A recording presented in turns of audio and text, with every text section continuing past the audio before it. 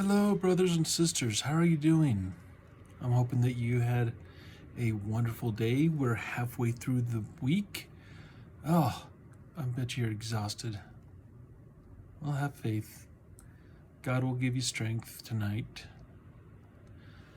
It was definitely it's been a trying week for me. Still trying to get everything together, getting everything organized from the firestorm that we've been battling for, this is week 7. So, it's exhausting, I know, but we can find strength in our God, who strengthens us in all things. I'd like to welcome you to my channel. I am Kevin, and I am an elder in Israel. And today we are going to be talking about 1 Nephi chapter 5.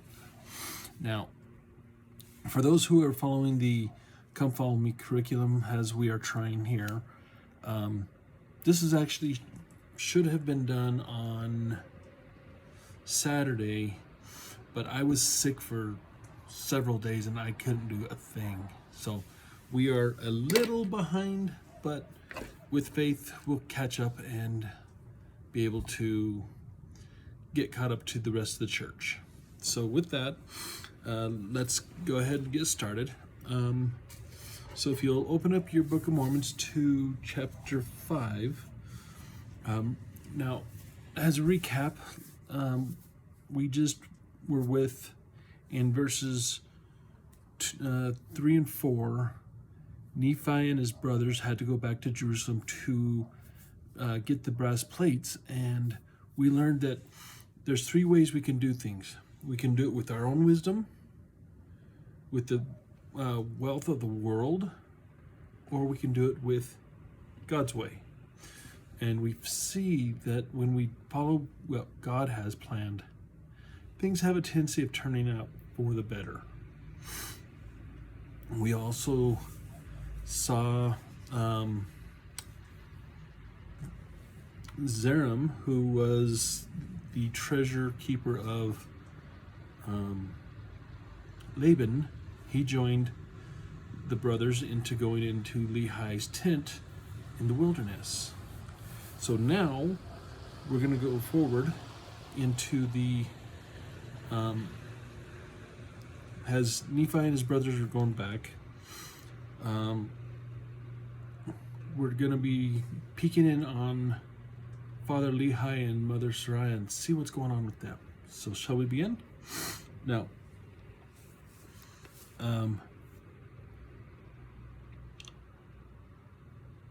Sariah had been sad about her sons being gone and feared that they were dead. We read here, she said, "Behold, thou hast," in verse 2, "Behold, thou hast led us forth from the land of our inheritance, and my sons are no more, and we perish in the wilderness." See, she was very scared that her sons had died because it had taken a lot longer than they had planned to get the plates. I think everyone thought, we'd go in, go out, boom. But it took a little longer, probably several days in order to get the plates. And Lehi, having faith, said this to her: "I know that I am a visionary man, for if I had not seen the things of God in a vision, I would not have known the goodness of God, but had tarried at Jerusalem and had perished with my brethren. But behold, I have obtained a land of promise, in which thing I do rejoice. Yea, and I know that the Lord will deliver my sons out of the hands of Laban, and bring them down again unto the wilderness." Now, this is the language Lehi was using to comfort his grieving wife. And after Lehi said this, I love what Sariah says. She says, so let me back up a little. So Nephi and his brother and Zoram have returned now at this point. And this is what she says. Now I know of a surety that the Lord hath commanded my husband to flee into the wilderness. And also I know of a surety that the Lord hath protected my sons and delivered them out of the hands of Laban, and given, and here comes, remember, in chapter 3, I said the same thing said about 1 Nephi 3:7. Here it is. And given them power whereby they could accomplish the things which the Lord hath commanded them. See? And I believe at least one more time, the same type of phrasing that God gives us power to be able to do what he commands us. And it came to pass that after all this was said and done, they offered sacrifices according to the law of Moses. And offer sacrifice and burnt offerings unto the Lord, and give thanks to the God of Israel. Now, Lehi now has the plates of brass. And what's the first thing he does? He starts reading them. And it says here, after they had given thanks unto the God of Israel, my father Lehi took the records which were engraven upon the plates of brass, and he did search them from the beginning. Now, if we imagine taking the Bible, okay, right here.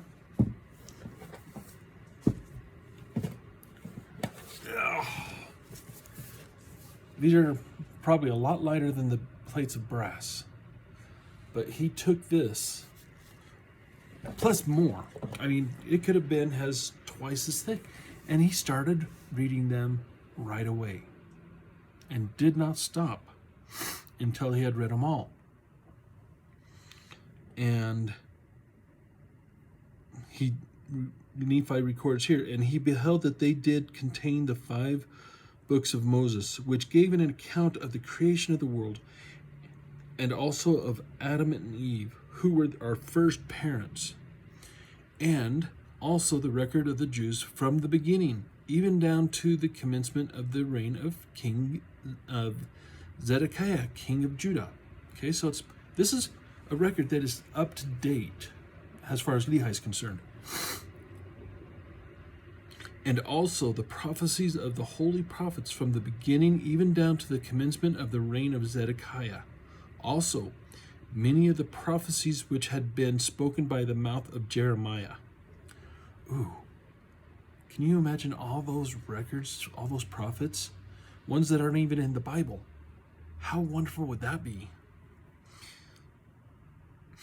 And then he's reading him, and he discovers his genealogy, and discovers that he is a descendant of Joseph, who was the son of Israel, who was sold into Egypt. And also discovers Laban is also, and they're the ones that were in charge of the record keeping. And we touched on that earlier. Now, here's an interesting prophecy. We mentioned this earlier about the brass plates.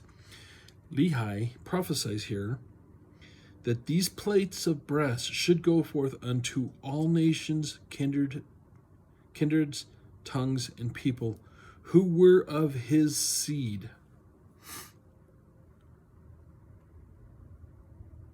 Let's read that one again. That one actually started to make my brain tickle. These plates of brass should go forth unto all nations, kindreds, tongues, and people who were of his seed. Is it possible throughout the rich history of the Lehites, both Lehi, Nephi's and Laman's descendants, some escaped into other nations, and that there could be Nephites all over the world? That's what I'm seeing here. Let me get your comment and see what you think. Now, Lehi also prophesies, says that these plates of brass should never perish, neither should they be dimmed any more by time. And then he prophesied many other things. This is beautiful. God has preserved the brass plates. Now, anyone who knows anything about brass, they age. And if I'm correct, they age green. But these aren't going to age at all. And that they're going to come forth. Oh, I pray to God that I live long enough to be able to see this come forward. That the plates of brass, that I can live to see the day when they come forward. And also the sealed portions of the plates. I know it's a selfish thing that I desire. But for me to be able to read, to be able to see all of these things and read them, that would bring such joy to me. Exciting times. Now, let's continue. And it came to pass that thus far I and my Father had kept the commandments wherewith the Lord has commanded us. This is true. They were commanded to go to leave Jerusalem, and then to go back, get the brass plates, and come back. And who knows what else. Remember, this is not a complete record. There are many things that is being left out, and I know it's wisdom in God, but curiosity is getting the best of me. Okay, now, verse 21 says, "And we have obtained the records which the Lord had commanded us, and searched them, and found that they were desirable, yea, even of great worth unto us, insomuch that we could preserve the commandments of the Lord unto our children." See, they're not just thinking about them. They're thinking about their prosperity. They're thinking about their future. Now their children will be able to keep the commandments of God because they have all the books of Moses.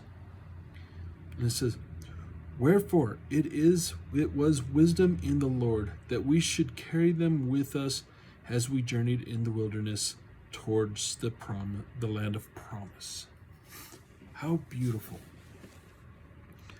After all that trial, to be able to sit and read the scriptures, that is something that we all must cherish. How many of us have time or make time to read the scriptures? Not all of us. We find excuses to that we have to do other things, or we're too tired, but yet we find time to sit on this thing, scroll through social media, play games on this, but we don't find time to sit and study the scriptures.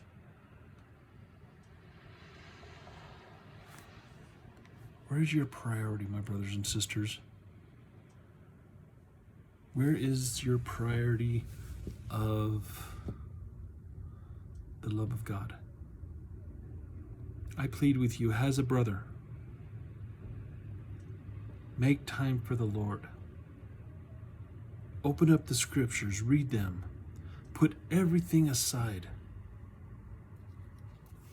Find time to make the Lord a priority. He should already be a priority in our lives, in every aspect of our lives. So we need to do this. So, my brothers and sisters, I hope that you have a wonderful evening. Remember that I love you, and I pray for you. And I hope that you are able to get the rest you need, and that in the morning, when you wake up, open the scriptures. Find time, just even if it's 5 minutes or a single verse. Here's what I do when I'm stretched on time. I will pick a verse. Okay? Let's say chapter 5, okay? I will read it. And then I'll go down to the footnotes and I'll read each footnote. So, for instance, 1 Nephi chapter 5 verse 1. It has none. But in the second one, it does. And the fourth one, it does. Just focus on one verse and learn what that has to say. Another tool you can get is citation index. Let me pull that up for you real quick. This one is a beautiful tool. Now see, as you can see, it has all the books in the scriptures. See, even here, Doctrine and Covenants. And then you notice these smaller numbers? These numbers underneath the books? These are how many references by general authorities to the scriptures. And in this, you also will see there's many other things. And one thing I love to read is the Journal of Discourses. That's my next goal to get, is a complete set of it. So find time, even if that's all you do is just one scripture a day. Study the heck out of it. Maybe even memorize it. I'm not good at that stuff, but if you do, that's what I encourage you. So, without any further ado, may God be with you until we meet again. Guys, have a wonderful night.